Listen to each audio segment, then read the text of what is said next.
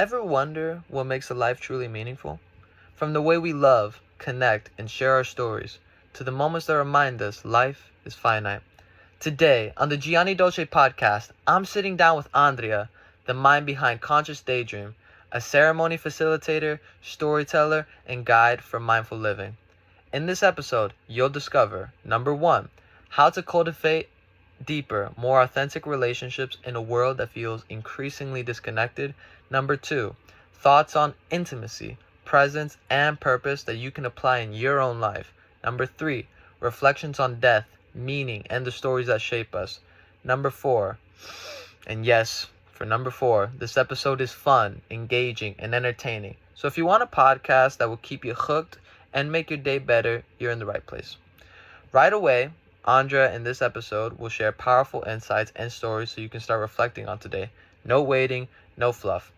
With her hands-on experience hosting transformational ceremonies and creating spaces for meaningful conversations, Andrea's perspective is practical, lived, and relatable. So if you want to explore life, connection, and purpose in a fresh, inspiring way, hit subscribe, share this with a friend, and let's dive into this podcast. Woohoo! Gianni Dolce, Andrea. Andrea, what's your last name? Kelly. Andrea Kelly. Alright, we got the porn tripod up. There we go. Is that me? Yeah. How does that look? That looks good. Alright. First thing we should talk about is definitely donuts. No donuts. How's it look? We look good? Yeah, I'm gonna double check the lighting. You look good. As I said, I like the slide better. Nice. Okay. Does the background look okay? It looks good. You sure? Yeah. You sure? Yes. Alright, well you got a little bit. Okay, let me look over the questions. Here. Ooh, you cheated. You looked at the questions. I did not look at She the questions. cheated. I did not cheat. She cheated. Are you recording right now? Yeah, we're recording. Isn't that gonna take up a lot of memory? Nah, it's alright. This is all the fun. I think this is like the fun of the podcast. Like people get to see us literally getting it going.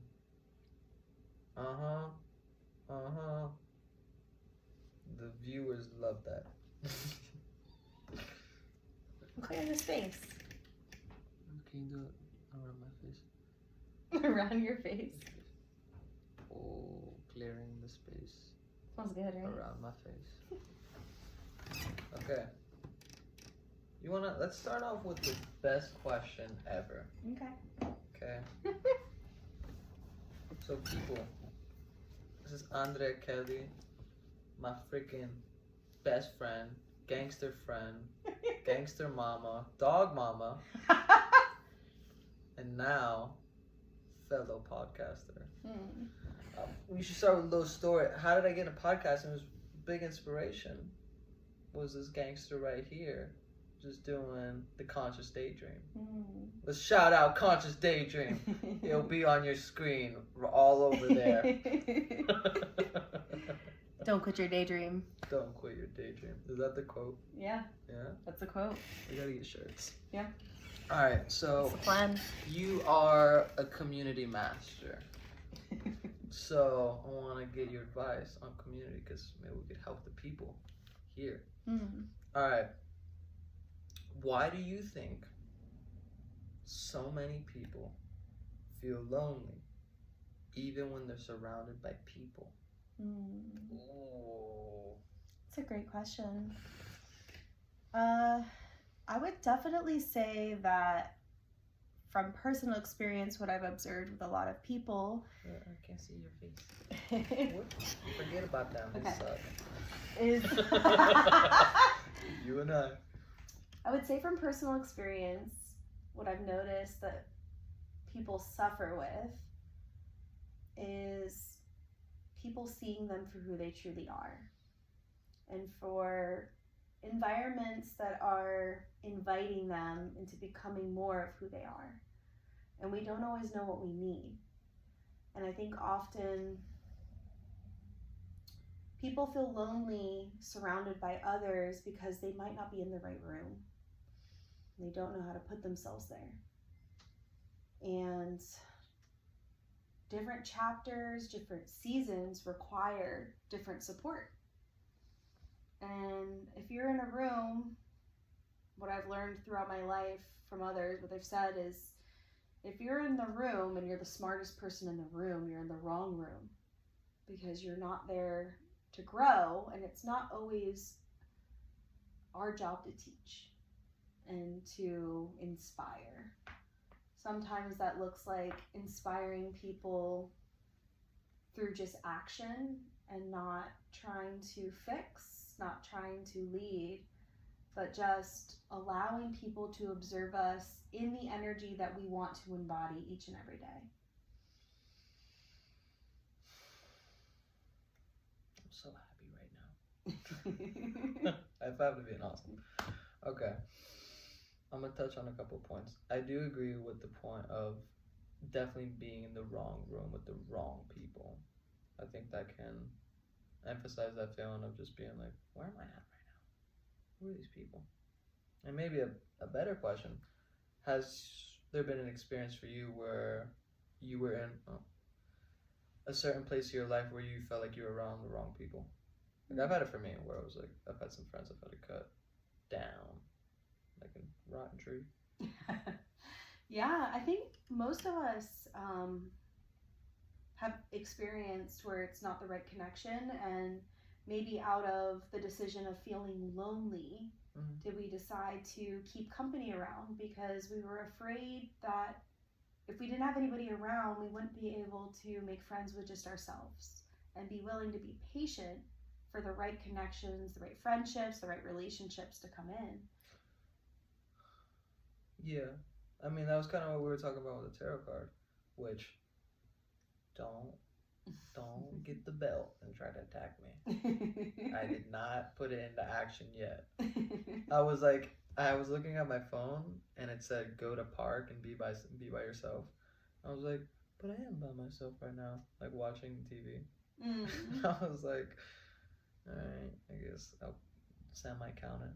But it's so hard for me sometimes to just like go out and just specifically not be with somebody sometimes. Yeah. But it's a practice. It is. And I'm an only child, and I've spent a lot of time alone.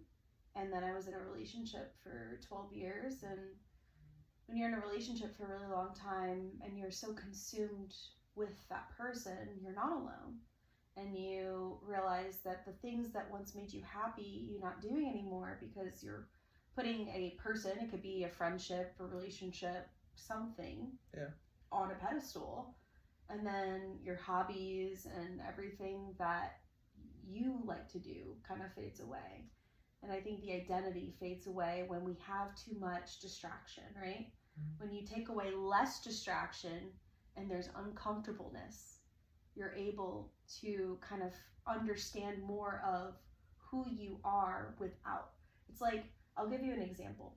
If I go out to a live band and I really want to enjoy and feel the emotions of this live band and connect with what the instruments are doing and the performers are doing, but I have a friend next to me who I haven't seen in a long time, and they talk through the entire performance. I hate them. There are times where I'm like, wow, I really, really love this person so much, and I'm so happy to be here with them. I just wish that they would just be quiet. Shut the fuck up. So we can appreciate the moment together, because in silence, it's horrible. Yeah, in silence, it would just be so much more enjoyable if we could just be present together and enjoy the moment. We can talk after the show. Yes. Or, a little bit here and there, but I don't want to have a full-on conversation and miss this beautiful moment. I came here not just to catch up. I came here to experience life. I have this issue with kissing sometimes. I did not know that's where that was going. No, because I don't know if you do it, but I love to kiss with my eyes open. Interesting. I go full open. Because you don't want to miss a moment? No, I want to see like everything. And no, but like I'll be kissing a girl and I'll have my eyes open, and then she'll open her eyes and be like, what are your eyes doing? And I'm like, they're open. And you know where it came from. Did I ever tell you the story with Stephanie? Mm-mm. I didn't tell you the story with Stephanie? No. Oh my gosh. Alright, so Stephanie was my first lover. And I met her in Costa Rica. And long story short, she like brainwashed the crap out of me with her French powers. She was a French woman, and the French women get you, right? Especially if they're your first. And you've been with a French guy, yeah? No. Never? No. Yo, you're about to get Oh my god. brainwashed. Can't wait. I hope it comes with a baguette. Oh, it's more than a baguette. That's how they reel you in.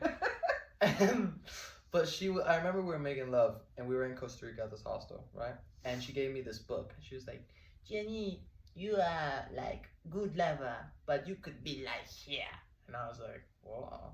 She was like, oh la la, right? And I was like, so I read this book called, and you may not think the author's name is real, but it's real. I back checked it. It's called How to Make Love by Barry Long. What's his name? Interesting. Very interesting. I was like, his name's really Barry Long? What the fuck? It almost sounds like very long. That's what I thought. Yeah. I was like, did he go to Vietnam? And like this woman he was with was like, this is Barry Long. And he was like, that's my name. But I read this book, and it talks about like making love and how to make love and like all these principles. But maybe to throw it back onto you, what do you think love is? What is love to you? My good friend Andrea. You mean just like love in general, or I mean, romantic love, or?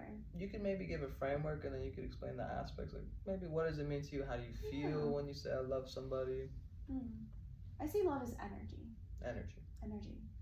And I think that the more we love is the more energy that we're giving, like intentional energy to someone, something as well. Because it's my emotions, it's my poetry, it's my scripture, it's my soul, it's everything that I embody, everything that I care about, everything that is close to my heart. And I think that, people will do anything for love. And anything. There's people that have done anything for love. People have killed for love.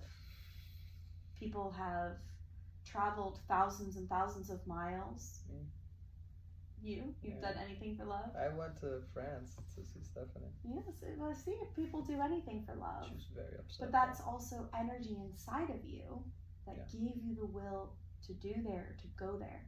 Okay. And so some people that are incapable, everyone's capable of love, but those who are uncapable because it's fear or it's traumatic or they don't believe they deserve it. Well, we gotta get you in frame. We can't miss out, right? Hopefully you're gonna be editing this. No, definitely not. It's going raw. Okay. Nah, maybe. Who knows? I don't know.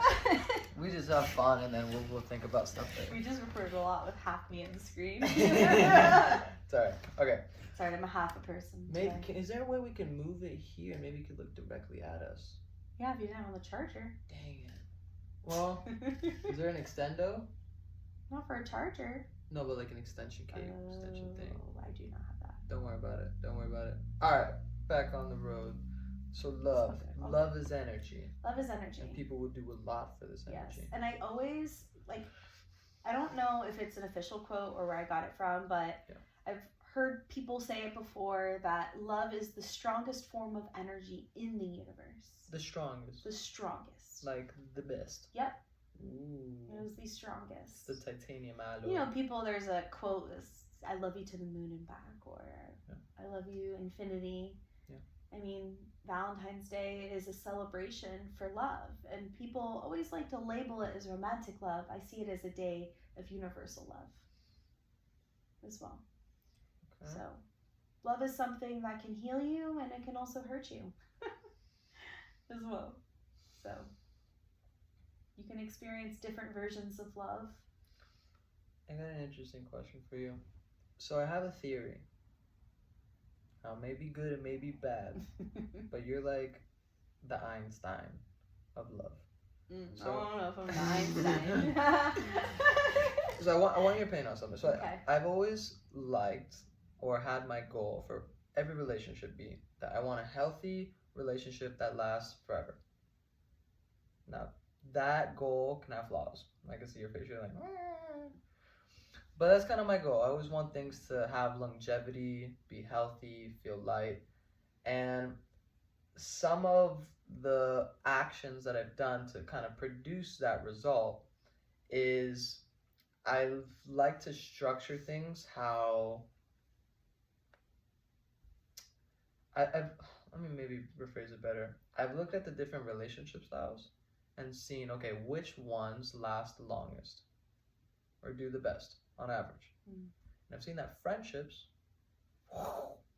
number one. So what is it about friendship? Is it the difference in behaviors? Like, how do we behave differently under the framework of friendship? How do we think differently? How do we see things differently that leads to this greater result? So I guess my question would be, what do you think it is about friendship that leads to those greater results than, per se, let's say, romantic relationship? Like, what are those key differences that happen that lead to bigger pitfalls and why they don't last as long as a typical friendship? It's interesting because I had a discussion with someone the other day about becoming friends first before becoming lovers, before becoming romantic partners. Did we have this conversation? No, it wasn't with you. It was with another friend. It was with my brother? Huh? Ricardo? No. I've never met your brother. Oh, brother Ricardo. Yeah. Okay. My twin. I guess I'll just believe you at this point. You remember we had like that inside joke of me like having a twin? No? You don't remember? Maybe. You don't though. No, I don't. No, I have a sister. But yeah, I think, and I've had actually a couple different discussions because I am a relationship coach. Yeah. And I am currently giving one-on-ones. Shout out. Yeah. Wait, where can the people go find you? Where can the people? They can find me on Instagram at Scorpion Anahata. That's ScorpionAnahata. I will be offering tea ceremonies and relationship coaching. Go get her. Yeah. Number one in the world. Yeah. And here in St. Pete. Appreciate you. So yeah, like even I'll just kind of express what I talked about with a friend, and then also how that kind of works into a little tidbit of the relationship coaching. So people meet someone and they're on their best behavior because there's pressure in a relationship of the idea of getting it right, and the performance is like, I want to show you my best self. In a friendship, it's kind of like that, but it's a little bit different. I think that we let a little bit more of a guard down because we're not trying to mate. We're not trying to sexually please our friend. We're just trying to have a good time, show up in the best way possible, have fun, be playful, be silly. I don't care if I make a silly, ugly face. I don't care whether or not I shake my legs today. Like, there's less pressure in friendship. When you add romantic partner, we've put it on a pedestal.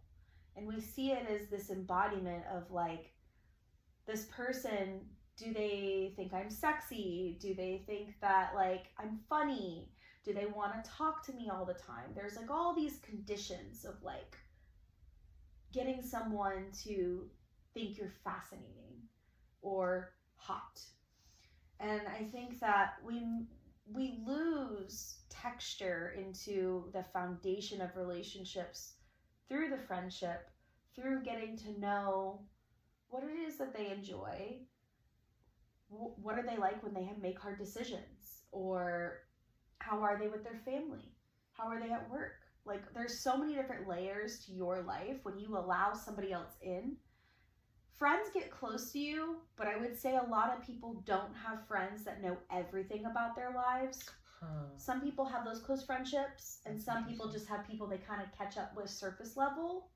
Like, they might know, you know, this girl I'm talking to, or this guy I'm talking to, or, you know, oh, I've been working on this and that, but they don't really like know like the tidbit. Like me and my friends, we check in almost every day. My close best friends, I have 2 close best friends, or every other day. And should we shout them out? Well, one of them is my my podcast and co-host, which is Brielle Melody on The Conscious Daydream. And her and I have known each other since we were 5 years old. What's her Insta? I think it's Brielle Film, but I can't remember. But you can find her on The Conscious Daydream Instagram. Put her in the show notes. Put her in the show notes. And then the other one is Macy, who I've known for like almost 9 years. And those particular friendships, we have so much emotional chemistry with, where we can talk about the hard stuff, but we can also be playful, and we can also just reflect back on a lot of our lives and why things are the way they are. And those people help me show up better they cheer me on. They also, they cheer me on. They also validate my feelings. They hold space, and they create safe places for me to be myself. Do you think those are 3 key aspects of being a good friend? Absolutely. So holding space. Mm-hmm. Second. Right, you're testing my brain. So, yeah. Holding space. Validating your feelings. Bringing you being playful and silly. And supporting you for who you are. Can we maybe add bringing donuts as a 5th category? I mean, I always bring the food, so. Guys, I don't know, say she's the best cook on the planet. This is sweet. Yeah. So. If you behave, I'll make you snacks. Oh, guys, we gotta end the podcast. I gotta go. So, it's funny that we were bringing this subject up. So, to reframe. Yeah. Talking about things that I value in my friendships, my friends and I have both agreed. We're like, okay, if only we can manifest a partner who embodies how our friendships feed our soul. Because it's like the best kind of girl friendships, it's like, I want the masculine man, but I want him to be able to create safety, so that way, like, I can step in and feel like he is leading me and he is guiding me into this connection without me having to escape myself, to prove myself or perform or be in a certain way that I'm not, just because he's not liking me for who I am. And I think right now the world is suffering with that. I think we're all putting on somewhat of a little bit of a mask and a performance, because there's so many options now with the internet and the apps and all of that. I think people kind of get lost in just wholesome, simple life fun sometimes. For me, simplicity is more. I would rather a guy plan something more simplistic and intentional than take me to like a 5-star restaurant and blow all this money and like we don't have a conversation and we just like sit there. And I mean, that's great, but I need more. It's the personality that's the driving factor of having a good time. And I think that, to add on to your point, no matter what you do, if the person's freaking boring, probably gonna have a sucky time. You know? So I wonder what are some key things that go into having a fun time, because I think we're pretty skilled in the art of fun. You know, what do you think are some key aspects? Like when you go out to hang out with somebody, what are some key aspects to do or to be or to behave? So maybe some key behaviors to make sure that you and your friend have a great time. There's definitely been multiple nights where, like, especially like I said with my 2 best friends and other friends, I don't want to disclude them, but the entire night is just a vibe. Like, we listen to loud music and maybe we're singing in the car. Maybe we're going out for a nice meal somewhere and having some fun conversations. I think the company that you keep also keeps the vibe. For me, I would say more so, instead of paying attention to like how do you keep it fun, I would say how do you like the opposite. What ruins the vibe? Oh, what ruins the vibe? I would be more focus on what would ruin my vibe than what wouldn't. Because I think that as long as that person's showing up and we're having conversation and we're just sharing the experience, that's fun in itself. Because you already did the hard work of finding the right person. And now that already kind of takes care of all the little things of having a good time. Yeah. Okay, so let's do a little trade-off. Okay, I think one thing that ruins the fun is bringing up politics. Yeah. Bringing up sensitive subjects in group dynamics that are emotionally intense for a lot of people. I think is a very surefire way to just cut off the fun, make it awkward. Well, some people also don't know how to read the room. So I've had experiences where, like, there's a time and a place when you want to talk about deep subjects or emotionally charged subjects, right? Sometimes people don't feel like they have enough attention and they want all the attention, so they emotionally dump in a situation. And it's just like, there's a time and a place where it's like, let's sit down at my house and have tea and, like, let's talk about what's going on, versus like, if we're going out dancing, now is not the time to emotionally dump and let's go through the traumas. Like, I'm about to shake my booty and have a good time. Like, this is the release of the energy. Let's have some freaking good times. Yeah. You gotta, like, release the energy and just have fun. And we live so much in our head, we forget how important it is to focus on our body and to be more in our body and to really, like, not be on the phone, not just be, like, zonked watching the TV. That's a big one, and keeping the mind overly stimulated with too much downloads of information. Sometimes we lose who we are because we're not giving our time to process the information that we're downloading. So when I hang out with my friends who are super deep, something like going out singing and dancing is great for us because we're not overly doing the same thing, a lot of knowledge, a lot of stimulation. That's massive. Because I could talk to them for 10 hours straight and I'll learn a lot, but the next day I am zonked. You're done. And I don't want to see nobody. I need to, like, emotionally recharge. I need to spend time in nature. I need to, like, love on myself. Yeah, that's a big thing. I think it's very important for people to know that you don't want to be too heavy in one aspect of your friendship with somebody. Which is, like, if every time you talk with them, it's always this deep, intellectual, great conversation, but super thought-provoking conversations, which are great in balance. And if you do them too much and it's all the time, it can be draining.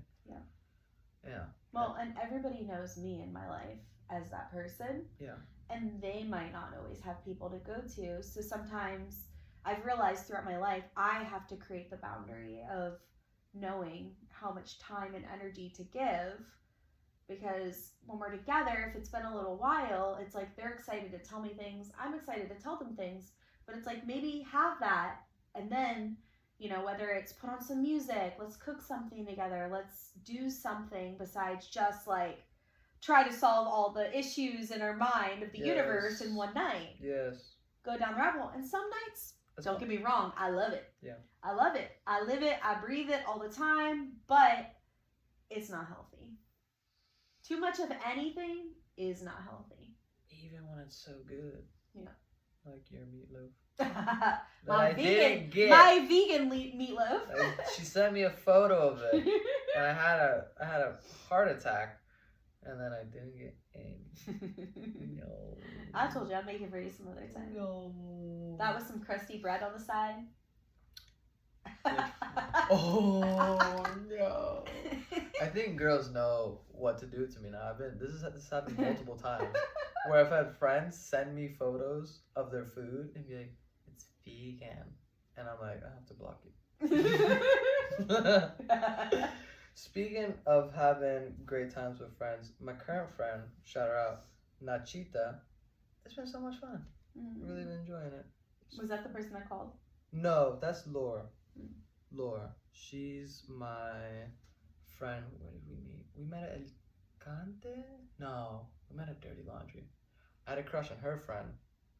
It was like a mini crush. It was like I saw it was like crush time.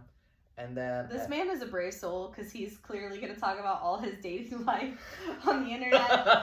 So no, shout out to you women who watch this. Don't watch it. No, watch it.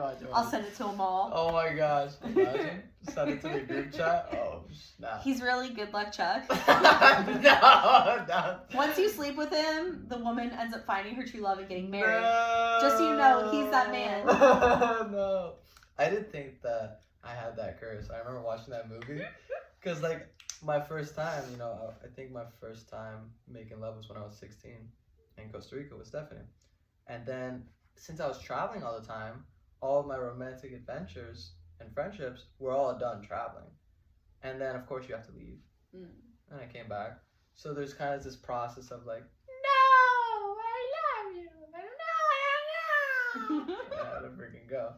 And then they would call me and be like, I found this guy. He's amazing. And we're moving in together. And I'm like, what's happening?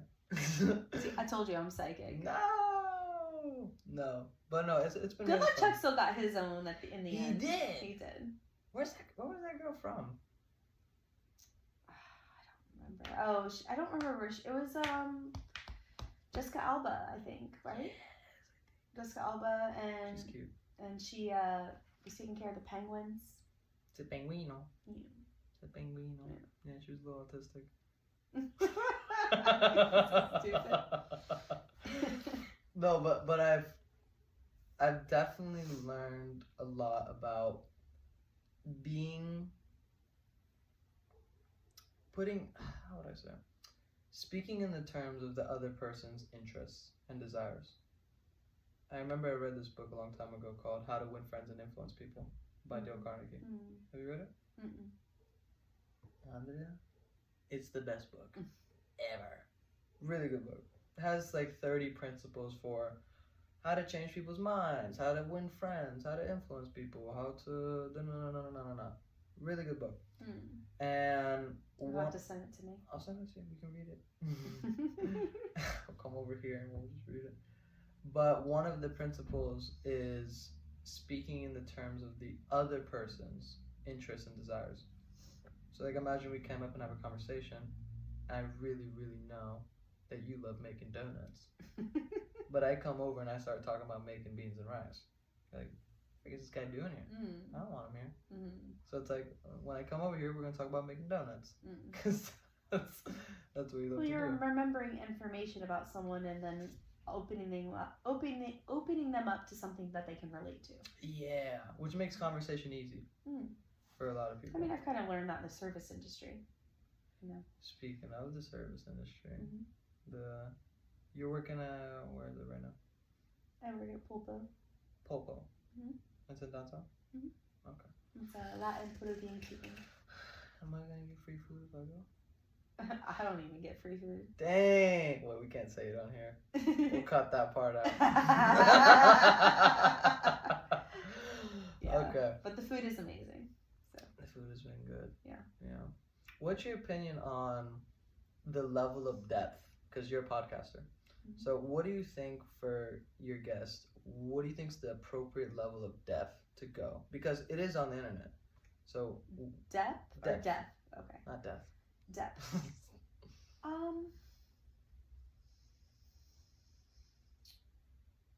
In the Conscious Daydream, Brielle and I both share. All right, people. We had a little bit of an interruption, but we're back. So. As we're talking about depth. As we're talking about depth. All right. I guess the universe is like, you're about to crack the system You're right now. about to break the universe. I'm about to break the universe. I better slow down. Okay, so as you were saying, you were talking about depth. So the one thing that I really love about podcasting is it's an invitation for people to choose what they listen to. Yes. Right? So in our episodes, we share different topics and we give you a little paragraph and come up with an album name or whatever, episode name I should say. And if people don't want to listen to it, they don't have to. But what I've realized is if you create a safe space, you create a safe container for people to allow what it is they want to listen to versus what they don't, all I'm there is sharing my own experience and allowing people to feel seen, to feel heard and not alone. And I think that there's plenty of listeners out there who are looking for the same thing. And the experiences that both Brielle and I have had, we've realized there can't just be us. There's got to be thousands, millions of people all over the world. And our podcast was getting hit in 15 countries. What? Mm-hmm. And 15 countries. People were listening to your podcast. People were listening to our podcast. What? And a lot of people in the United Kingdom that were listening to our podcast. Wow. And we realized, we're like, it's interesting when you see that it's like flaring up in certain countries because people are searching. People are looking. And people are realizing that there's so much more depth inside the human experience than just the 9 to 5 or the eat, sleep, work, and like sometimes enjoy pleasure. Like there's more beyond that as well. And so I don't think that there's limits. I think there's respect in the podcast. In our podcast, or the Conscious Daydream, we don't talk about politics. As far as religion goes, we don't really touch too much on religion. We just are open to the idea that whatever it is that someone believes in, they are allowed to be there. It's just as long as they're respectful and loving and they understand that everyone is allowed to be themselves and we come together in community, sharing the same love for being human and the experience. And whatever our lives look like outside of this, it's okay that we're different. And I think as long as your heart's in the right place to create safety, it's like I'm creating safety and growth at the same time. And it's a beautiful, beautiful thing when they can coexist together. Because not everybody can do that. Creating that safety and growth. Mm-hmm. You're making my brain work in multiple ways. Yeah. You're working out my brain right Exercising your brain. It's exercising. Good. Maybe you should listen to the podcast more. I do. Uh-huh. I love your podcast. I could send you a couple of episodes you'd enjoy. I want a shirt. I want a Conscious Daydream shirt. Yeah. They're coming. The shirts are coming. We got the business cards. I put one next to you. When's the next one going to happen? Oh, the podcast? Yeah. I'm not sure. Oh, yeah. Yeah. Yeah. We're working that out. We are planning some events for this year. Okay. As well, so I'm excited about that. Okay. And the podcast is something that Brielle, Melody, and I think about all the time. We love the podcast. Her and I could probably honestly quarantine for 7 days straight and probably just nonstop record because we just have so much in there. So much to talk about. So much to talk about. But the in-person live events is the juicy stuff. Ooh. It's really great. We've seen massive transformations happen in people. It's interesting when people come to our events, and again, this sounds like the ego talking, but I'm going to say it anyways. But we've had friends that are like, oh, we're catching up on the podcast before we show up at the event. Or they're like, oh, I left the event and now I'm catching up on the podcast. And you're like, damn, you just spent like 5 hours with me and you still want to listen to me talk? Like, it just like makes you realize you're like, wow, I've really created a safe place and a fun space for knowledge and like for us to just like grow and learn together. So I think that's like the desire to relate with other human beings, yes, and not feel alone when you're having an experience. I think that's the beautiful thing and power of podcasting, which is like you can satisfy this craving of wanting to relate with somebody, wanting to feel like, oh, I'm not the only one who's gone through this. Somebody else. You know, I'm not the only one who didn't get to have meatloaf. I looked for a podcast on it. I was like, am I the only one? He's never gonna let it go. Until I make it for him. Go buy the ingredients, I'll make it for you. I'll do it. Where's this phone at? I want to see the question. Oh my gosh. You having fun? Yeah, of course. Having a good time? Okay. Conversation is one of the most greatest gifts that we've been given. It's fun. It's good. I also think it's probably one of the most important fundamental skills, socially wise. It's like, if you suck at convo, it's so hard to build a relationship with somebody, build a friendship. I mean, it's like the core skill. When you start working on relating and communicating and sharing. Yeah.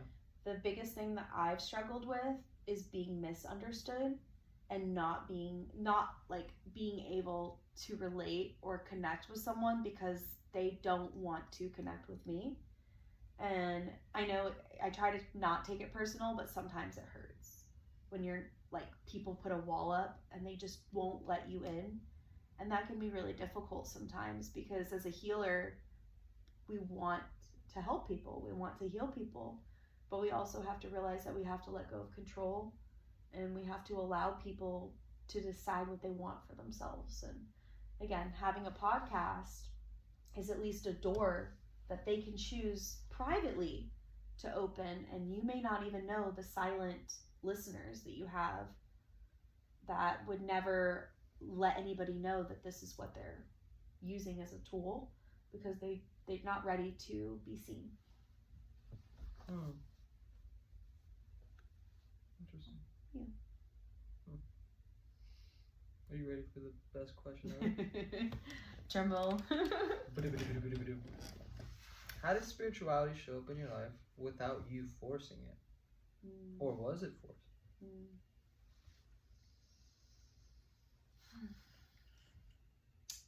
Interesting. So maybe about 8 years ago, I lost so much connection with myself. I looked at myself in the mirror and I didn't even recognize who I was some days. And I really just was searching for depth, for meaning. I was always told as a kid, you're an old soul, but I didn't really know what that meant. And after having, as people would call it, a spiritual awakening, which is like a heightened sense of awareness, basically. It's like, I've told people before, it's like I'm holding a bowl and you're holding a bowl. Some people see the bowl as, wow, this was handcrafted, this was intentional, this is ceremonial, this is so beautiful. And then some people are like, what do you mean it's just a dish? Like, people see it as two different things. But like, my past life. That's me with you in the teapot. Yeah. Like, my past life would, like, I would just see it in the past as a dish, right? Yeah. But after my spiritual awakening, I'm like, wow, I'm so thankful for how much this bowl can do for me. Like, I'm so grateful for this bowl. And like, that was before I was more aware and into spirituality. I always considered myself spiritual. I never formed organized religion. If I was, it would be Buddhism for sure. Just because there's a lot of flexibility and they allow change. And multiple reasons, but we don't need to get into that. But spirituality with me, I see it as I have rituals with my spirit, right? I have all these practices. Oh, I like that. Spirituality, I have rituals with my spirit. Mm-hmm. High five. Yeah. Thanks. Had a lot of time to think about that one. But, you know, playing with oracle cards. I know you said tarot. I don't really play with tarot a lot. More so oracle. Oracle is like a lighter form of tarot. It's just small little messages, and it helps you reflect and helps guide you through and understand different phases and experiences and seasons throughout your life, right? It's a fun tool. It's for your mental health.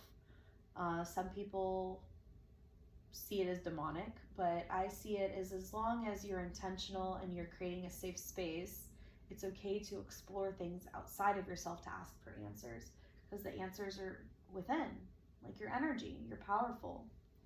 And what better way to understand yourself than is to connect with your spirit? And so I realized as the older I got, the more aware that I became, the more that I was like, wow, I'm a spiritual being having a human experience. Like, this is incredible. And so I just kept going deeper and deeper into those layers. And, you know, I don't seek out my spirituality every single day. I do pray and meditate, and I have my tea ceremonies, and I do ceremonies for myself and try to create time with nature and outdoors. And I love playing with my new puppy, and I think she helps keep me present in the moment. I think that spirituality can show up for me as long as I don't stop paying attention to the glimmers and the signs and synchronicities. There are lots of people that say that's how spirit connects with us, through animals, through music, through numbers, through taste, through sounds. Like all the senses in the body were a gift to us for the human experience. Like we have so much intelligence in here. Why would spirit not want you to access them? There's no other reason beyond knowing that. It's like if you separate us from animals, animals can be very intelligent as well.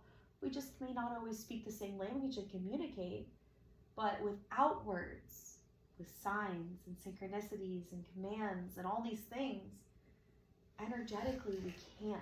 There's this deep energetic bond that's unspeakable. So, to answer your question, spirituality was, I wouldn't say it was necessarily forced upon it. I think my spirit always chose it. It always wanted it. And then once I was able to accept it and step through that door, it unlocked a depth of layers inside of myself that I always wanted my entire life. And that was just understanding. To understand. It's like when you're a kid and you have all these questions and you're just like, you're so lost. You don't know what to do and who to be and all these things. Spirituality gives you an anchor and allows you a tool to give you knowledge to make you understand why something is the way it is. Help you make better decisions. Help you make better decisions as well. It's the same thing with like, what is the fabric of universe? Why is it a grid system? Why are we here? What are we doing? And like having all those thoughts, really sitting with that and exploring the world. People have been researching it for the end of time. Yeah, these big meaning of life questions. What are we here for? What is the meaning of life? Mm-hmm. Who am I? Yeah. What's life after death? What's life after death? What do you think about that? No, that's a whole experience. I have a theory. You have a theory? What's your theory? Well, I want to hear yours. You want to hear mine? I want to hear yours. You're first. I do believe in reincarnation. Okay. I do believe that I don't know if we are conscious or unconscious of our next lifetime over and over again, or if in different parts of our life do we become more aware and awakened and then remember, or are part of our dreams part of past life. Could be old memories. You never know, because it is interesting when you sleep and how you are dreaming. Yeah. Like that would be a whole nother world to explore. It's interesting if you do look up what are the omens for things you're dreaming and kind of relate them to awaken life. ChatGPT is so good at that now. Yeah. There's books too on dreams, but you got any book recommendations? Not particularly. I used to have this book. I ended up gifting it to somebody, but it was like 1,000 Dreams Interpretations, which I thought was interesting. Also, just a synopsis on 1,000 dreams and the interpretations behind them. Yep. Nice. Yeah. Because I dreamed about floods for a really long time, and then my house flooded twice, so it's interesting. We are recording this awesome podcast in, we're at Snow Isle? Shore Acres. Shore Acres. So, very prone to flooding. Not the... Yeah, I mean, probably right about here is where the water was up. Right here? Mm-hmm. Oh my gosh, there's a pool. Jeez. In the dark. Yeah. Here, pause it once. I'm gonna go to the bathroom. Yeah. How do I pause it? No, just leave it. Just leave it. You can talk to him. Can you open it up for me? Oh, now you need my help. I do. Mm. I do. Okay.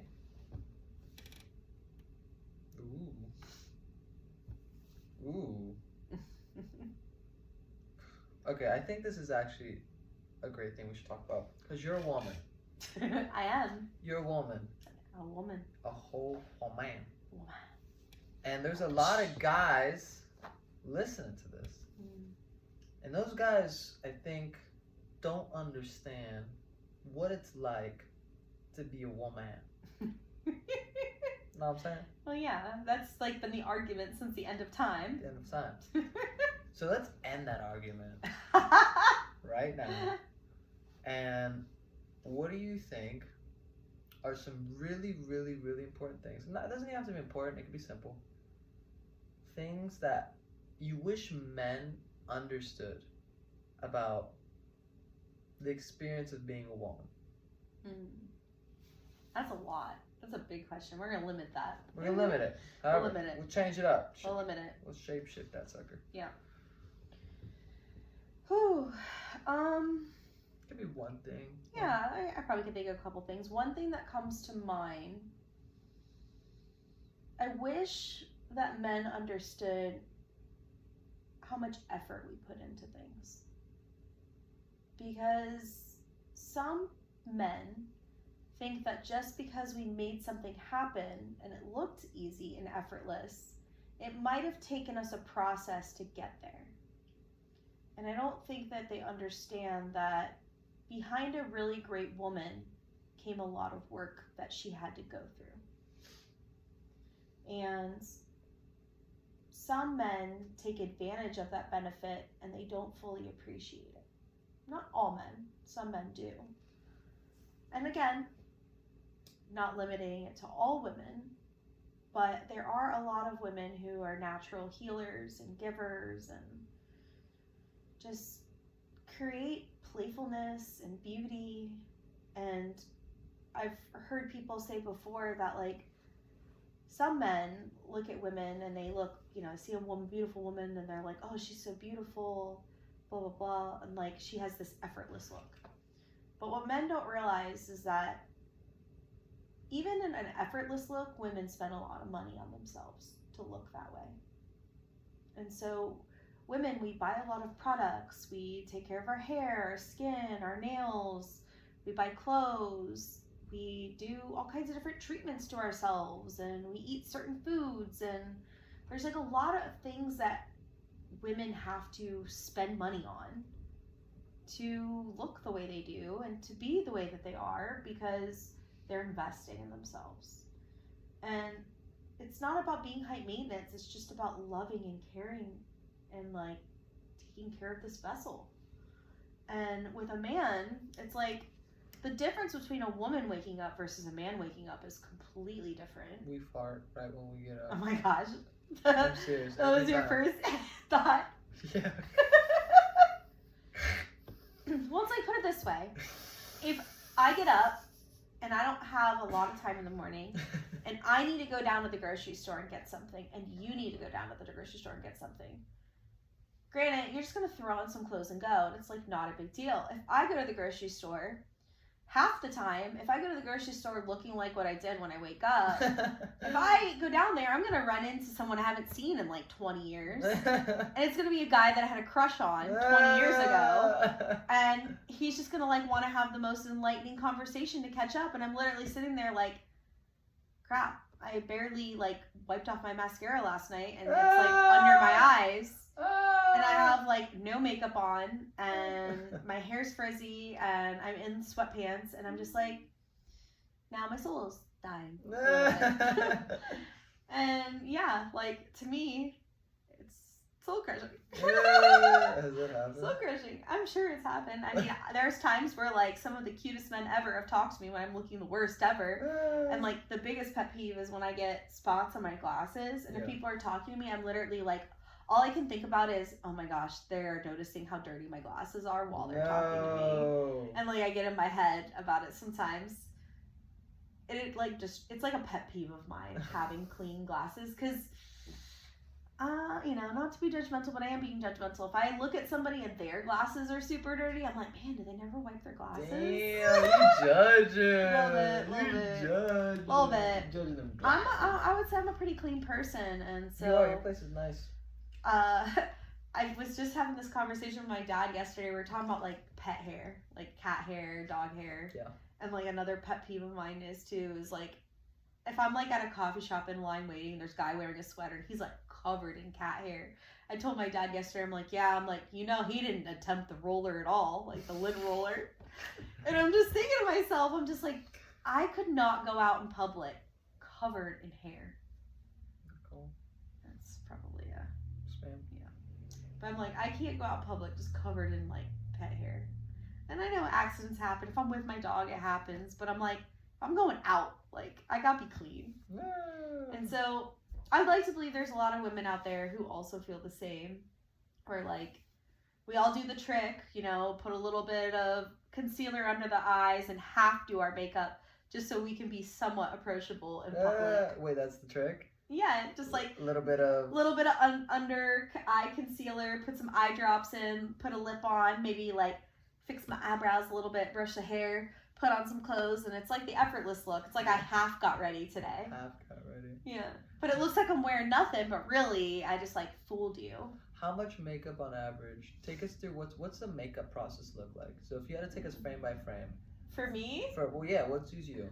For a woman, or you can say oh my gosh. Yeah, a woman. I mean, I have. You're about to go out.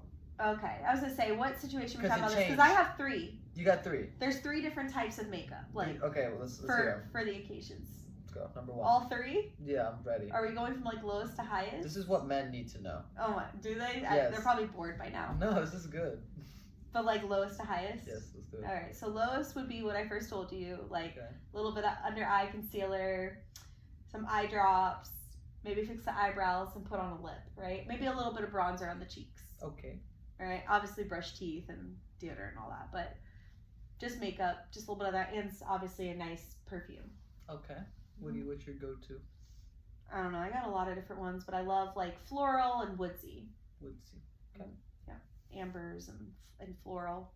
Not a really big fruity girl, but every now and then you add a little bit of fruit. A little bit of fruit. Being a girl is also complicated because we have too many choices. Too many. Think about how many different styles of clothing men have versus women. Oh my gosh. It's a lot. I was at the... Same thing with shoes. Shoes. I was at the mall with my friend Kasia. Shout out to Kasia. Kasia Więc from Poland. And we went shopping. And we were looking for some blazers to get me. And we were looking in the woman's aisle. A lot of choices. I don't get how you guys make any decisions. That's a lot. I think the world is like programmed us to feel overwhelmed because we just have too much, and that's why our brains are like all the time. And that's why it's nice when men can make decisions for us sometimes, because all we do is make decisions. Men can help us slow down. That's what Nacho was saying today. She was like, make my decisions. I was like... So the first one is like kind of like the effortless look, right? The second one, that would be like, all right, so I'm going to like go to work. Okay.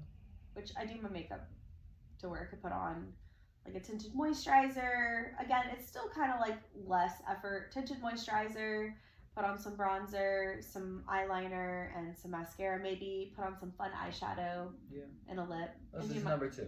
Number 2. Okay. And do my hair cute. Okay. I would say, so that's like going to work or like, going out to like a low-key event-ish. Just look like cute, a little sassy. And then like going out. Like out. Like So El like Conte, about to go salsa dancing. Yeah. Well, salsa dancing out El Conte, my makeup probably be running off my face because it's so hot in there. Yo, if anybody from Conte is listening to this, get some AC in that sucker ASAP. It's really hot.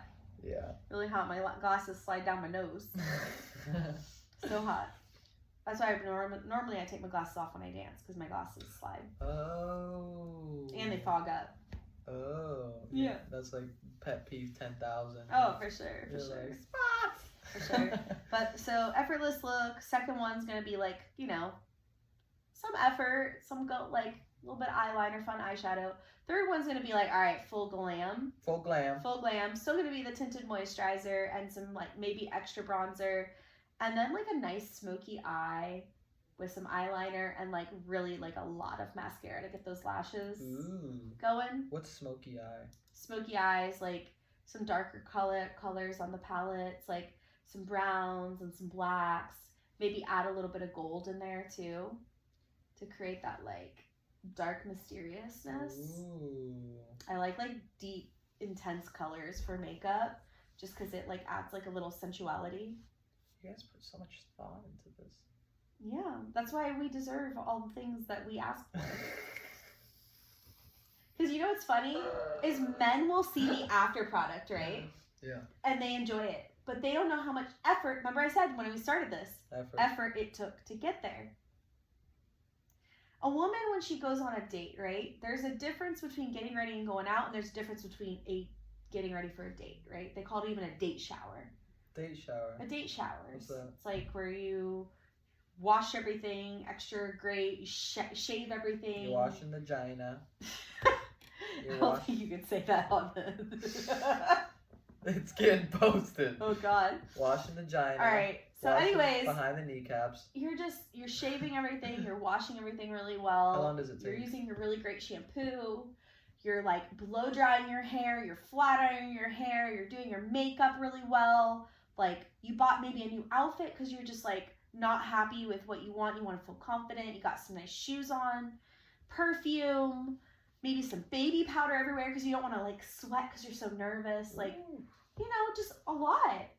And like you go out with a man and then like some men are let you pay for your ice cream. Whoa. On a first date. Dun, dun, dun.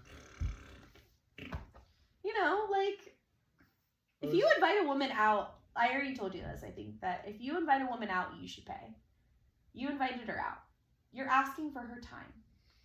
How do you, but this is only romantically speaking. Yes. Not as a friend. No, yeah. I mean, I treat my friends too, and I've told you that. But yeah, I'm saying on a date, like an official date. Like, hey, I want you, you want me, but I know you put in a lot of work, so I'm going to get you ice cream. Well, it's like, okay. So what I've heard other dating experts talk about is like a woman, right? She spends money on hair, makeup, clothing, all this stuff because she wants to go out on this date with this man. And this man wants to take her to a nice dinner. Yeah. If he asked her to the dinner, he should pay. How are you going to ask a woman to go and then have her split it with you? Well, and if the woman asked the man, does she pay? Yeah. That is not interesting. Okay. A woman it's called dropping the handkerchief. A woman can hint like, hey, I'm available if you'd like to take me out sometime. And if the man accepts and organizes the date, he should pay for her. She put in all this time and effort. Why can't he just treat her to something and be like, thanks for coming out with me. I had a really good time. And it just creates that safety as like, I've got you. How good does it feel when someone pays for you? Oh, I love it. Right. So imagine when you're on a date and a woman puts effort into how much she puts in, and a man, he just puts on some clothes. You know, hopefully showers and all that. He shows up. Maybe he's got some flowers. He takes her out somewhere, and he has the means and the money to take care of her. And she's just like, oh, thank you so much. Like, maybe that doesn't happen enough for her. Mom and Dad. Should I answer this? Yeah, sure. Is this going to be in the podcast? Yeah, put on the pod. Put on my Hello? speaker.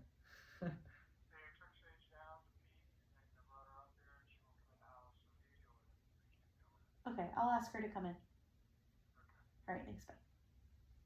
My dog won't go in the house. I'm gonna bring her in here. Guys, I don't know if you know, but we're about to bring in our second guest for the podcast. Oh. Let me give a grand entrance and grand welcome to Sage, the perrito, el gran campeón del mundo, el perrito super, el rey supremo. Okay, baby. Oh, this is Gianni. She's scared. Come here. The dog has mixed feelings about me. Oh. Hello. Did you miss me? Mrs. Sage. This is Sage. She's a Pomsky. She's a baby. She's a baby. She's almost 6 months old. Oh my gosh. I birthed her myself. You made her. C-section? Yeah. Look at her. No, natural. Ooh. Dangerous. Hi, baby. She's a little nervous. She is. It's her first time on the podcast. Oh, what a good girl. You sit next to mommy. Good girl. Okay. Tell me more. I guess Sage wants to talk.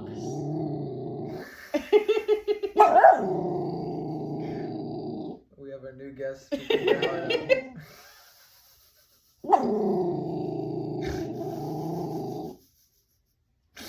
Hey. So what has your experience been like on the date? Like dating? Dating? Hey. Yeah. Stop. In general? Look at her phone. Hey. It's okay. Guys, I have the positive care shirt on too. Oh my gosh, she looks so great. That's not good marketing. Poor Sage. You're about to give me to lose some clients, Sage. Sage, it's okay. In the butt? What's your bone? No. Why don't you get down? That's okay. I'm scared. I've done nothing to Sage. This is Gianni's advertisement. The worst advertisement ever.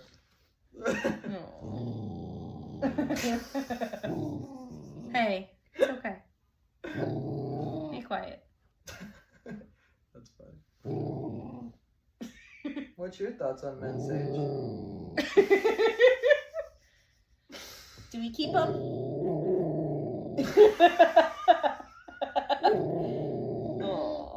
Maybe if I put my foot. Okay. I don't know why she's scared of you. Yeah, what? We didn't do anything. She likes everybody else. Oh my gosh, don't say that. That's horrible. Is there something inside of you that she's seeing, like your soul? I actually have to cut this out now. Horrible for positive care. Alright, she's calm now. Alright, foot off. Yeah, we definitely have to cut this out because your foot's on top of me. Maybe. She's my friend. Maybe stop. This is not what I do with all my guests. Alright, so what was your question? The dating aspect for you. For me in general, Mhm. how's it been? Yeah. Well, I look at things from a really different perspective. So, I don't ever see things as... Okay, when you're saying dating, do you mean going on dates or dating or being... Going on dates. Going on dates? So, here's an Like, how does this work for you? Oh, how does it work for me? Yeah, like, do you ask women out? No. Do they ask you out? I don't go on dates. It's weird. So, look at it like this. I've realized that for a woman, the first meeting from going from stranger to beginning a sexual relationship, let's say, the first meeting can have a lot of pressure for the girl. In the girl's mind, there can be a lot of things happening. It can be 1, what does he want from me? 2, does he want me just to have sex? Like, that's also a really big one, which is there a expectation of, does this guy just want to sleep with me? Does he meet my desires? And a lot of these things can go into making a first meeting very hard to produce, which is like, that's why we have so many times where a girl will flake or maybe a guy will flake. And I think for women, one of the biggest proponents of why they flake is the expectation that the guy may just want them for sex. Which, guys, please understand that the things that you want are not the exact same as what she wants. Like, you're both experiencing 2 different realities. So just like have a little bit of patience and like try to look at things from her point of view. So I never go on dates. I realize that if you say it's a date, it adds way too much pressure towards the first meeting. And I say, hey, let's go hang out as friends. Because for me, I would much rather have the foundation primarily be friendship. And then, if we're friends, maybe add on an aspect of physical intimacy. But I would first like to start out as friends. For me, that has yielded the funnest and best relationships. Which doesn't mean that if you first meet somebody and you make love on the first day hanging out, doesn't mean that it can't also be friends. But I think you should frame things in a perspective of friendship. So that's how I view a lot of the things. Like I don't feel like I ever go on dates. I feel like I'm just hanging out with my friends. Like, and it's been really good. I've had a really fun time. I feel like I've gotten a lot better at making my hangouts way funner, having good conversations. Hey, what do you like to do for fun? Oh, I like to eat donuts. I'm like, wow, I like meatloaf. You and the donuts. Donuts and meatloaf. Dude, I gotta eat before I do podcasts. All I do is talk about freaking food. No, it's because it's at my house. All he can think about is food. I come in here, I'm like... Yeah. Oh my god. Sage is gonna put you in your place. My place. But I've had a great time. I feel for all my friendships or relationships, you could say lovers, I've had beautiful relationships with everybody that I've had an aspect of physical intimacy with, and I'm still friends with them to this day. And it's great. I love it. I went to go see my friend Braylee Beasley. I'm just saying everybody now. You sound like polyamory. No. Oh shit. She agrees. No, not polyamory. I'm not polyamorous. It sounds like it though. It sounds like it though, which is good to know. What makes it sound like it? Because polyamory is like sharing yourself with multiple people, right? It's not. No. I just mean like not for me. Oh, okay. I was gonna say I'm like that's not right. But it's like also kind of just being like friends and not really like in relationship, right? No. I think here's maybe like a better way. You know how it's like kind of sounds like it though. Yeah, like she just what you're describing. Like, it sounds like friends with benefits without committing. Yeah, it sounds like friends with benefits. Look, there's nothing wrong with commitment. I think there's nothing wrong with commitment. I think for me, in my experience, I think we should remove as many aspects of the relationship that may cause problems. And for me, oh my gosh, I shouldn't talk about this. Yeah, you're on trial now, bro. I'm on trial. He's on my own podcast. On his own podcast. And Sage is giving him the benefit of the doubt. Okay, here's what my opinion is on relationships. He's positive. It's okay. Positive care. It's okay, baby. My experience is this. Look, there's nothing wrong with labels. You want to call somebody your boyfriend, you want to call somebody your girlfriend. Tell me more. There's nothing wrong with that. I think from my experience, I don't want polyamory because I look at it from an aspect of time. Like, hey, I have 24 hours in a day. That's 86,600 seconds. How many seconds do I have to spend with multiple people? And not just multiple people, because I hang out with a lot of my friends throughout the day. But I think there's also a different layer of I guess it could be expectation sometimes. I think when you start making love with somebody, it can change things up. Yeah. And also when you're making love with somebody, for me, my experience is that when I hang out with somebody and we're physically intimate, there's this, it kind of amplifies the liking factor, and I want to spend more time with them consistently. And if that was across multiple people, goodness gracious, how could I do it? So I don't think it would work for me. You know, the more that you have intercourse with people, you're creating an energetic cord. Because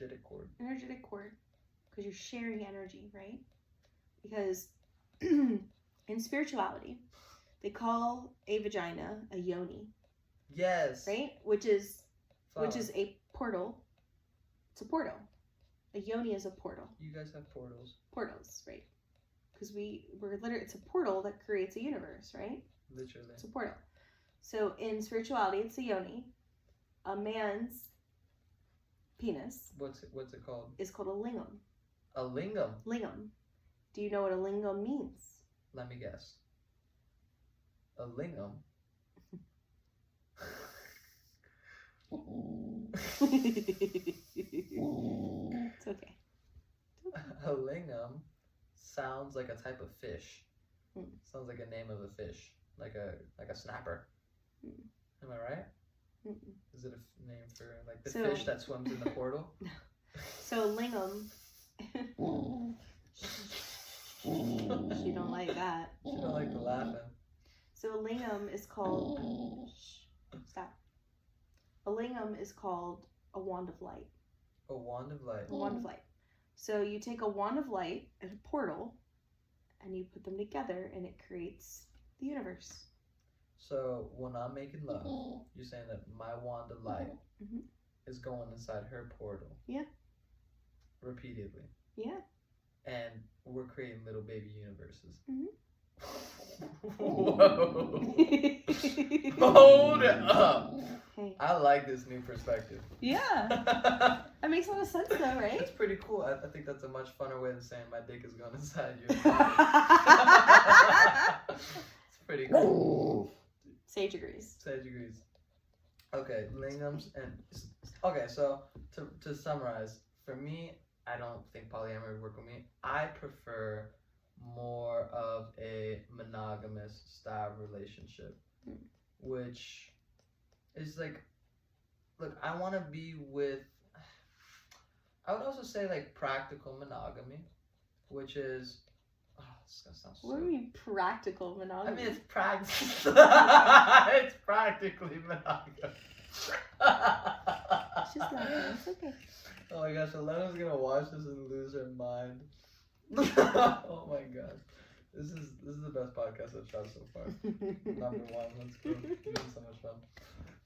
So for me, I think it's this. I think that if you have a healthy relationship, you have two independent people. Actually, let me take a step back.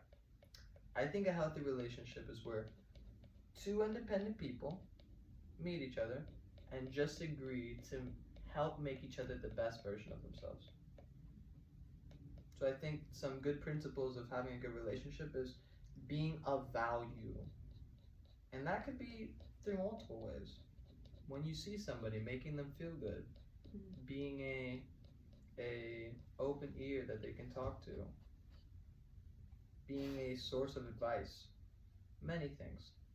And I also don't think that we should dramatize intimacy so much. Like, I think we should go to the core, which is like, could you be friends with this person without any intimacy?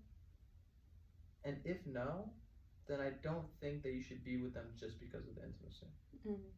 I really, really, really do think we should emphasize friendship as the foundation of any relationship. Don't you think, though, a lot of people go into a relationship with a mind, you know, you would like to hope they go into a mindset like that in the relationship. It's like, okay, we're going to grow, we're going to learn, blah, blah, blah. The thing is, and that's great, but what happens when life comes in? What's life? Hard things, right? Let's say there's there's like a death in the family, or there's stresses at work, or there's kids involved, and people stop dating each other in the marriage or the relationship, right? They become comfortable. Yeah. And they go from maybe friends to lovers to roommates. Happens a lot of times. People don't know how to roommates. Okay. People don't know how to consistently put in the effort. Because, like, it's easy to say that in the beginning, right? Okay. Let's say 5 years go by. What's that relationship look like? And so are you saying it's easy to say what I'm saying right now? Right. As to what to do. Right. But it changes because the thing is like, you may have that mindset, but is your partner going to always have that mindset? And that's the hardest part, is when there's two people making that decision, and you go into the relationship with the marriage thinking that we're both making this decision together, but that's not how life works. People are having their own two separate experiences, and there's resentments that happen, right? And then there's all these little things that are untalked about, like unspoken, and then they land themselves one day, hopefully, into relationship coaching or go to our Instagram. Yeah, relationship coaching or a counselor, or seeking some type of help outside of the relationship, because they don't know how to get back to the beginning of where they were at, because they allowed so much to go on without addressing it, that, like, it's almost like when you've added so much, like let's say closet, you filled your closet so much that there's so much junk in there that you are too overwhelmed to unpack it. And that happens in relationships a lot of times. It could be, let's say they have a very stressful job and they're unhappy at their job. Yeah. They come home, there's screaming kids running around. Mom's stringed out because, she's been working on the kids all day, and maybe she's got a little remote job on the side to bring in some extra money for the household, and she doesn't have time for intimacy. She doesn't have time for herself. And then she damn well don't have time for her husband because she's putting food on the table. And then it's like women are expected to be sexy and playful and all these things. Well, the man's like, well, I just got home from work and I'm hate my job and I'm exhausted. I'm relaxing.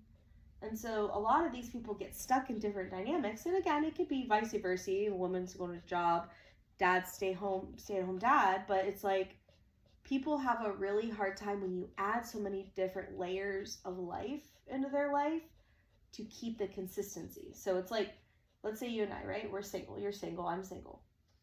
And we take care of ourselves, right? And let's say you have a regular ritual and practice. Well, if you fall off a day, you're probably just going to pick up right back up. But if you fall off for months, you're like, well, shit, I feel like crap. And now I need to get back to what made me feel good. Yeah. But if you wait too long, it's harder to get back to where you were at. I think so. But that's what people do in marriages and relationships, right? Wait. So when they have something that works for them, okay. It's like we have an understanding of this is who we are in the relationship. But if they are not actively working on that every single day, they become comfortable and they drift apart because they don't have the thing that keeps them connected, which is the communication, which is the time for playfulness, the time that, was so great in the beginning until you add more things into your life. I love what you're saying. What do you think if you had to, because I know you're a relationship coach. Sage, also, I would love your thoughts on this as well. I'm going to ask. You're so vocal. So I think you were just outlining some core problems in a relationship, especially deep partnership. What do you think are some solutions to those problems? As you just said, keep it light, keep it playful. But how would you keep it light, keep it playful? Oh, I wasn't done with the question. That is the TV. Stop it. She saw a random dog on the TV. Actually, it was just a mattress. Damn. It's okay. Stop. Okay. How would you? Okay, I'm gonna give you a scenario. What solutions would you apply to a scenario A? You have a man and a woman. They've been together for 7 years. They don't feel connected at all. They feel like they've really drifted away. They have 2 kids. Both, the mother is spending a lot of time with the kids. Like you said, she's stringed out with time. Guys feeling the exact same, stringed out with work, and they don't make any time for themselves. What would you do as a solution to help them, to bring them back together, to bring some fun and love back into the relationship that first got them into it?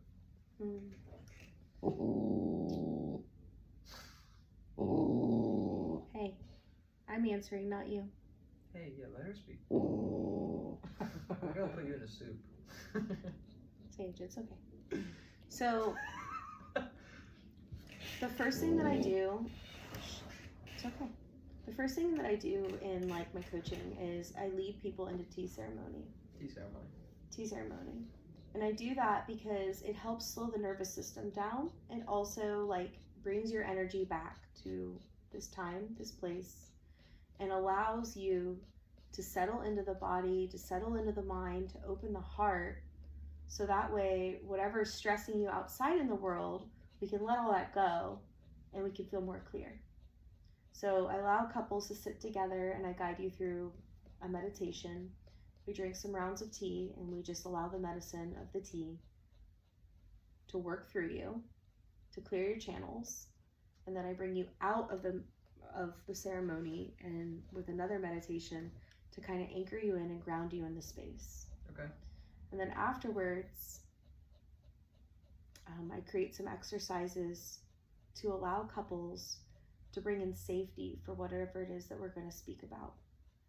And it's really hard sometimes for couples to do this on their own because they, and when you have a facilitator, it's like knowing that I've got you and I'm here and I'm facilitating between two people.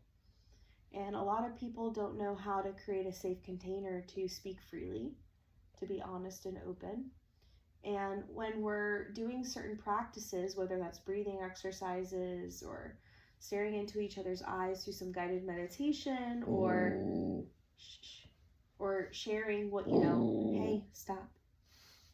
If we're sharing about what we want you to know versus what we don't want you to know, we're creating vulnerability to exercise some thoughts, exercise some feelings, and find out what it is that's truly coming up for you, and to know how we can work through that. So it's like with the couples, it's like you may not always know what you need, but when you get into a therapy session and you have some tools and you go through these steps, it can bring things out of yourself that you don't know was there because you suppressed them for so long.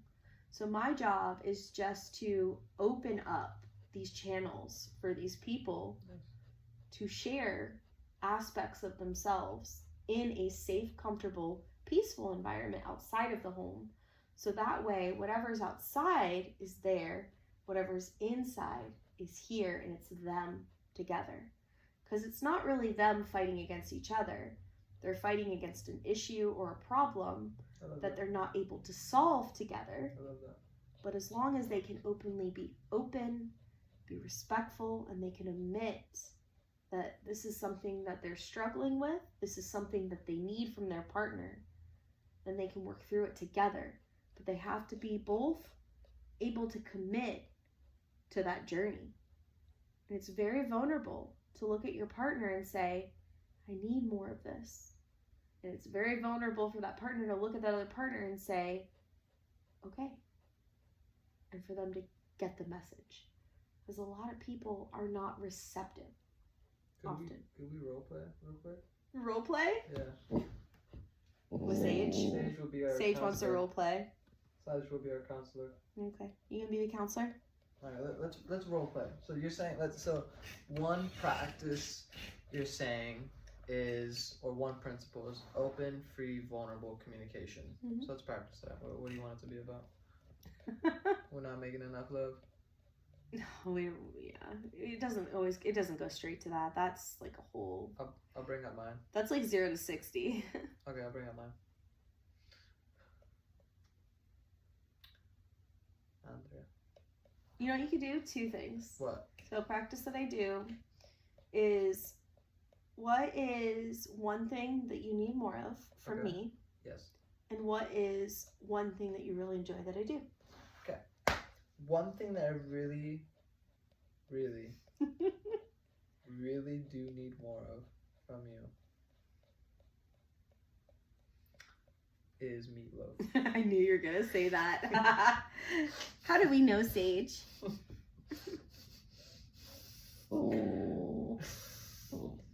And one thing that I really love that you do is laugh. I love your laughter. It makes me feel good. So sweet. I love making you laugh. Get the meatloaf, we're good. We're having babies. Oh, that's so funny. 8 babies right now. Yeah, that's a lot. You already got saved. Unfortunately, all my children just have paws. It's not unfortunate for me though. Just unfortunate for the men who do want the children, which may not be the right ones for me. But I may consider adopting one day. Okay. And I'm not opposed to dating someone that has a child. Okay. As long as I don't have to change any diapers. Ooh. You're gonna have to. Not a diaper changer. I really want to have a podcast with a 5-year-old. Yeah? Well, Canyon's 3.5. Canyon? Yeah. Canyon Star. He's Brielle? Brielson. Oh. He's really smart. Yeah? Mm-hmm. Alright. Maybe we'll invite him on as a guest. He's a star child. Ooh. What? He's a what star? Star child. Ooh. Alright, I'll bring him on. Yeah. And for our new guest. He's really special, magical. Yeah. Copy that. Maybe possible guest in the future. He'd be a great. He's very smart and he's very observant. Ooh. He's a Gemini, so he's your opposite sign. Oh my gosh, I think we get along. I think you would. You probably love his rambunctiousness too. He loves running around screaming and playing. Just takes the podcast camera. I'll have to show you a little video later of him. He's a really sweet boy. Oh my gosh. And I'll pass the coin back to you. Okay. You want to do what I did for you, to you, Yeah. to me, to you? Let's see. Something I need more from you. To teach me salsa lessons. Roger that. No, just not in front of it's not in front of stage because she gets really angry. Guys, okay, so I'm gonna explain. This is a positive care FAQ. So the reason I think that she's been like, is because when I first came in, we started doing bachata, and I don't think she knows what bachata is. So it kind of looks like I'm just like grabbing her mom and like throwing her around the room, but really it's a dance. But I don't think she knows that. So now I think she associates me with danger mode because bachata. So.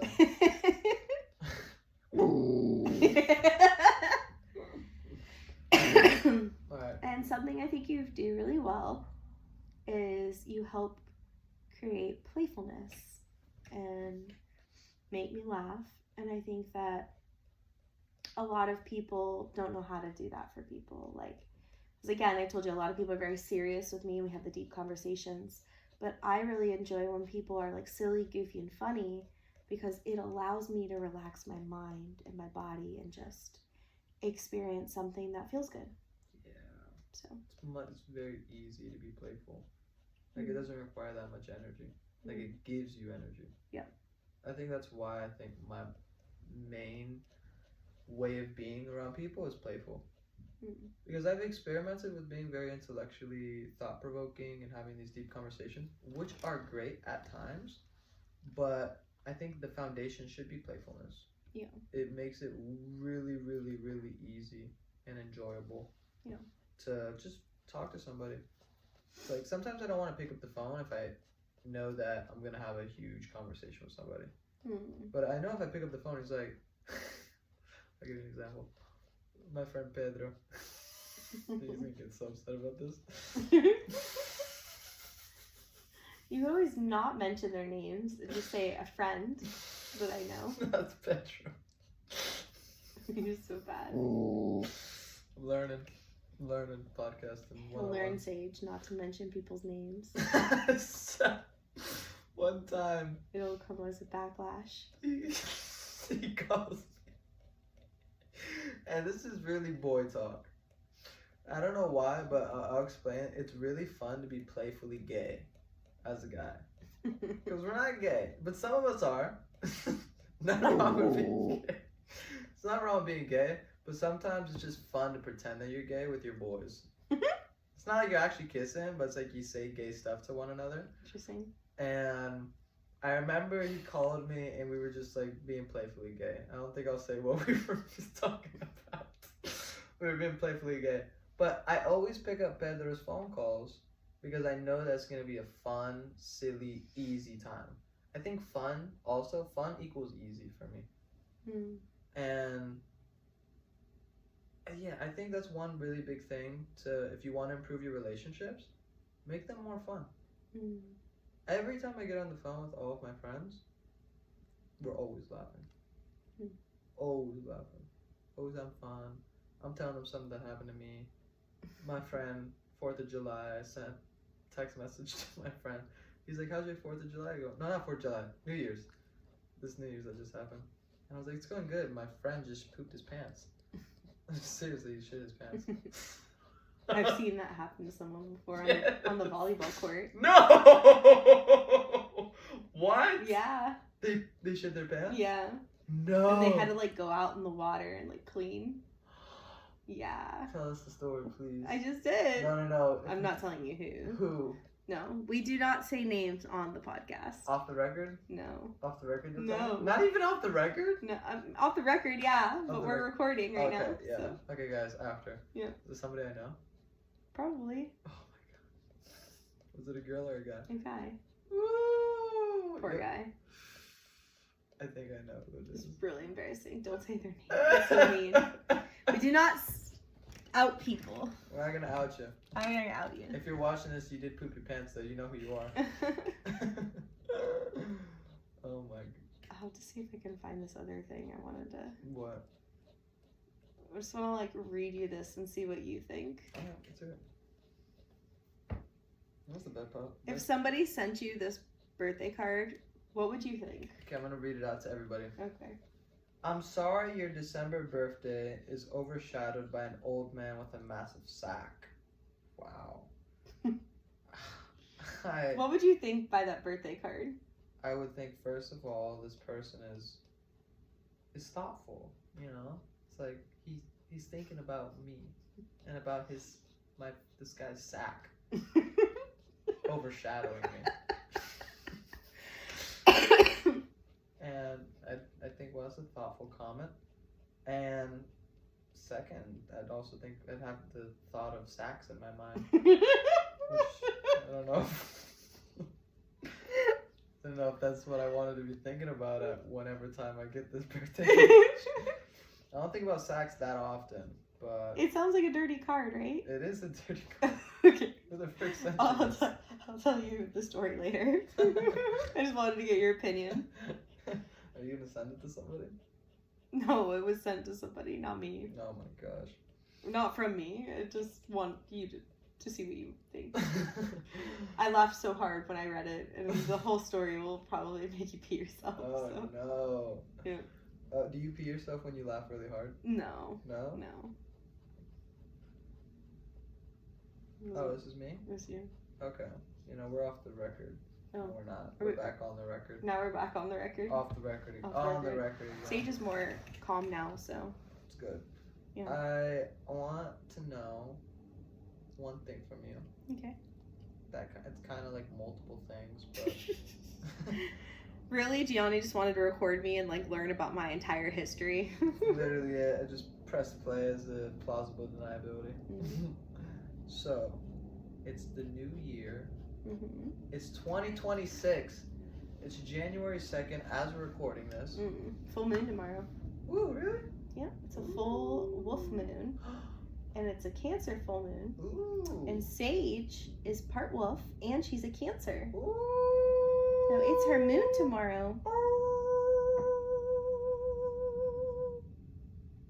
That was good. Surprised she didn't howl at you. So, it's 2026. Mm-hmm. You are Andrea Kelly. Mm-hmm. You are the gangster of all gangsters. The spiritual mama of all holy mamas. Mm. What is one thing that you will do or get the opportunity to do this incredible year for you to be able to say at the end of the year that it was a freaking awesome year? I'll pass the torch to you. Pass the torch. Fire mama. Good job, Sage. I have a few different goals for this year, but one in particular is I really, really want to grow my tea community. Nice. It's like really important to me. And I know that it'll benefit other people. And then some of my one-on-one clients that I've had with my tea ceremonies have just been, the feedback that I've gotten has just been absolutely incredible. And I've always kind of searched for like a spiritual gift that I've had. And I've had people experience moments of clairvoyance and just revelations, and they've said that like whatever words I've used and whatever however I put my little touches on the ceremony, that it was just absolutely what they needed. And I've always been kind of searching for my own gift. Like, I know I can share my voice and I host community events and I can help guide people through practices, but to sit with tea and guide people into an internal experience with tea medicine where they can connect with their spirit and to know that like I'm the person driving this experience. I'm like a vessel just holding it all, is so magical. And I can't wait to put other people in this room together so they can connect and feel the magic in community. And I know that it's going to take me a little bit of time to get like regular people showing up. But that's like the medicine, where it's like, it's creating purpose for me, knowing that like people trust me with their life. Well, and that's enough. Are you open to some awesome feedback? Sure. Some awesome points of improvement? Mm-hmm. Okay. I think what you have satisfies a really good craving, which is the craving to express things that are probably on your chest that you haven't gotten out. So I think anytime you make an offer, because that's what we're always doing, we have offers and we're selling. So I think for your tea ceremony offer, I think you could offer it as a release of things that are probably be on your chest in a comfortable, safe space. Like, you know, what's the name of the thing? You ever watch the Euro Trip? I think so. You know when he goes into this church and he's with Mika and a person, this old woman comes in and she's trying to confess. Like, they sit in a little box and they confess. Yeah, the confession box. The confession box, and then it's the Euro Trip movie, so like of course they're having sex in the confession box. Like, a part of the movie, like as she's talking in the confession box, Mika's butt goes like into the confession. Oh my gosh. I think you could offer your tea ceremony as something like that. Not the butts. Maybe if you got the butts in there, more people would come. Yeah, no butts. But as like, hey, there's probably a lot going on in your life right now, and it probably feel really good if you could get it off your chest and have somebody to talk about it with, and hang out with some buddies and talk about it with. I would come to that. Yeah. I would love that. So, kind of the approach for tea. The less explaining that I have to do, the more people will come. Because for me, I've noticed that people get really scared when you give a big expectation on something, right? And it's very vulnerable. So I'm really good. A lot of people call me a bridge. A bridge. And I'm really good at getting people to walk over that bridge. Really good at that. You got me with the food. You've come to one of my events too. Huh? I'm gonna give a review. Her event was the absolute most fantastic, supreme galaxy, galactic, intergalactic amazingness event ever. It was amazing. 3 things I loved about the event when I went was, number 1, the feeling of being at home, kind of with family. It just felt really homey, comfortable, relaxed, easy.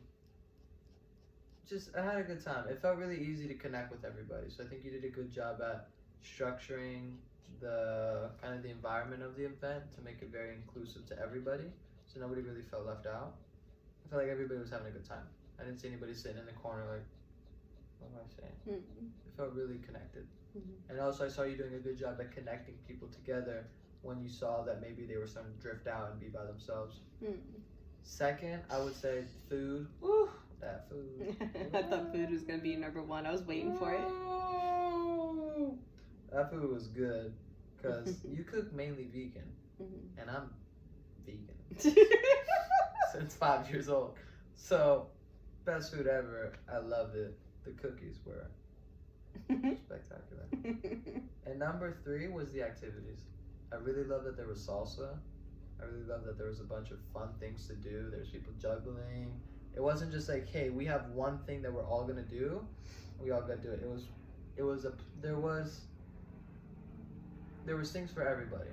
If you didn't want to do this thing, you could do that thing. If you didn't want to do that, you could do this. And I had a great time. It was a really good party. So go to her parties. Anytime you see that party offer, just go, have fun, and just know that you're gonna get more than what you wanted. It's gonna be amazing. I love that. Yeah. How can I help you with your tea ceremonies? I want to help my friends. Yeah.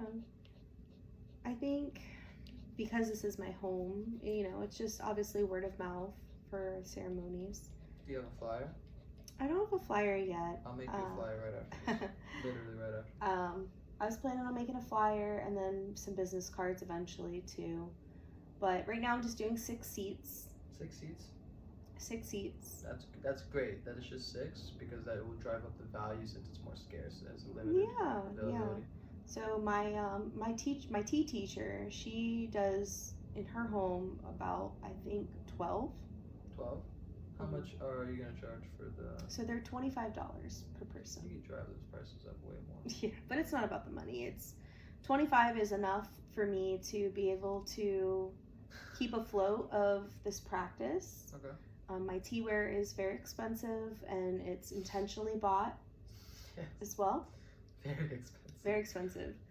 And $25 a bowl. Yeah.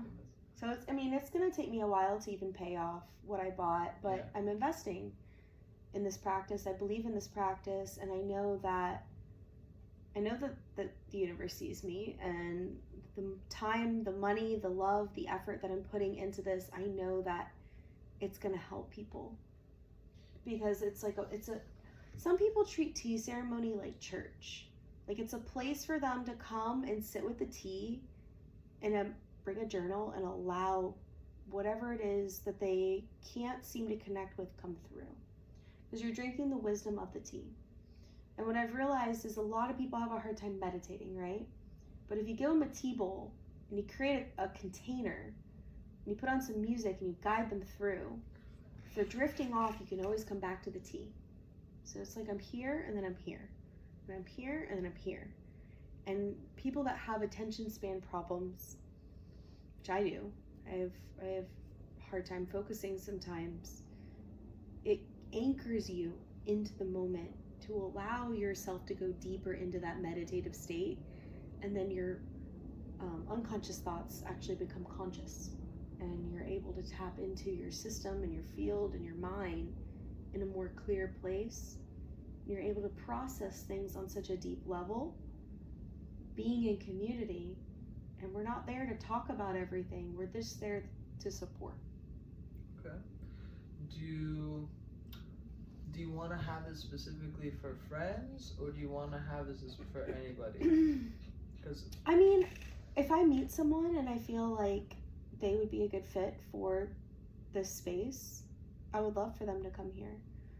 It is my home, so it's obviously very vulnerable because, there's trust built upon that.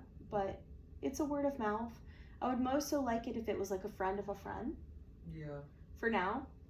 And eventually, once my business grows more, I would definitely love to be hosting in, other environments and stuff and let it grow. Okay. So my tea teacher actually has hosted it in nature before. Love that. I had an opportunity that this past year to be on a retreat and host a retreat with people down in Mexico. It didn't happen, but we're going to try for it again this year. And so I would love to bring my practice and my offerings. They already told me they love everything I do, and they want me to do that at the retreat and have the tea possibly every single day for people, which would be fantastic. It'll give them time to whether, shift it between either morning or evening, let them process their experience on the retreat. Okay. So, there's a lot of opportunity for this, and the hardest part is just getting people to show up. So. Okay. All right. Well, I'm going to help you out with that. We're going to get you a flyer made. And I think with this, since it's limited edition, you could definitely put up those prices. You could make it $1,000 a seat. You're crazy. No, I'm serious. You could. Yeah. You could. You have to market to the right people, which is you market to a higher class crowd. And I think you could have different flyers for different types of customers, which is like, if you market it as a limited availability, high luxury tea ceremony, and market it towards, you can make an Instagram ad and then pick a specific demographic and psychographic and send it to that customer, and you have the right offer, people will pay $1,000 a seat. So, like, for instance, 100% they would. I mean, I personally would never charge that, but like I said, for now, $25 is more than enough. But I think that eventually I will definitely be able to offer my services traveling. So it's like if people want me to come to their home and create a ceremony, and like their friends and family, whoever, we do a ceremony right in their home. I like that. Mm-hmm. You could also, that is nice. I've been asked for the events that Brielle and I put on, for us to be hosting these in people's homes, and I told Brielle, I'm like, we definitely could do that. That's nice. We just need to tack on a little bit more money for the time, the effort, and the traveling expenses, and the cleanup, and how much hours go into that as well. Because I'm sure you've seen some of the photos, especially the women's events we've done. Brielle and I put a lot of work in the money that we receive for it. The time. If you put the time versus the money, we don't ask for very much for how much effort and money we put into things. We do like a day retreat, and we charged like 50 a person, 40, 50 a person. And it probably took us like 24 hours to create it. Like, dang. So, again, people need to realize that like the money that people are asking isn't for them to get rich. It's for them to be able to have full-time purpose for all the time and effort that they put in. That's what I'm working towards, is my full-time purpose. To be able to help people, to guide people, to heal people, and give them a safe space. And by doing that, it's being able to survive, being able to provide for myself long-term. Take care of Sage. Take care of Sage, baby Sage. Your baby Sage. Baby Sage is now tired and content. Well, what is one thing that you would love and you think would be valuable for the people to know as a note? Like as a last note? As a last note. Well, the first thing would be that you're not alone. And to remind yourself that we go through cycles, we go through seasons, we go through experiences, and to know that no matter how hard you fall, that you're always able to climb, you're always able to strive and push yourself forward to the greater that's to come, because life is linear. Life goes up, life goes down, it goes sideways, it goes every which way, but it always leads you back to yourself. And as long as you can remind yourself in hard times of how like sad or depressing or just disappointing life can be, to know that there will always be something to be grateful for. There will always be something to look forward to, because life doesn't always stay bad or hard. It changes. Just like to remind yourself that when things are really good, to hold on to that moment just for a little bit longer. Really soak it up, really appreciate it, and to remind yourself of these special moments and how it makes life worth living. Every drop. Because that's a reward. And we don't always remind ourselves that in those hard times we would have given anything for that reward. And then when we finally receive it, we have to be really, really, really thankful for it and present. And to know that like life is meaningful when we can celebrate both sides of that. So. You'll make me cry. Oh. Well, on that note, fellow women's and gents, remember that as a woman you have a yoni, and as a man you have a lingam. And to take Andrea's advice and soak up the beautiful universes that you'll be creating from those two worlds colliding. And this was the best podcast I've ever done so far, so you're a gangster. I love you. Love you too. I love you. Thanks for inspiring me to to start doing this. I love it. Getting to know my friends way more. Now I know what a lingam is. Didn't know what that was before. The 2 takeaways for him is more meatloaf and a lingam. Damn. And our guest Sage. Oh. Alright, people. Love you. Goodbye. Say bye, Sage. Bye.